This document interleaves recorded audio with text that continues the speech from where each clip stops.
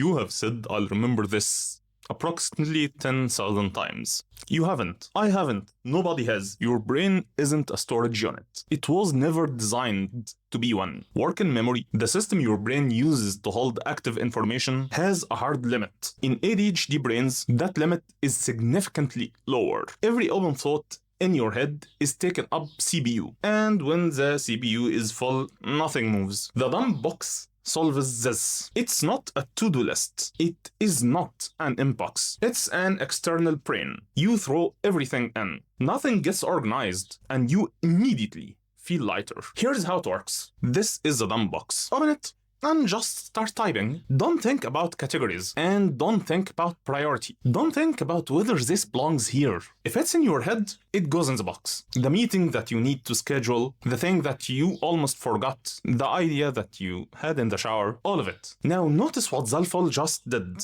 Those entries didn't disappear into a black hole. The AI read them and tagged the ones that look like quick actions, things that take 2 minutes or less. You didn't sort anything. The AI made a first pass. Here's the thing nobody tells you about brain dumps. The relief isn't just psychological, it is mechanical. The Zeigarnik Effect says your brain actively holds open unfinished loops. Every thought you haven't written down is a background process running. Dump the thought and the loop closes. CPU returns. You don't need to organize it now.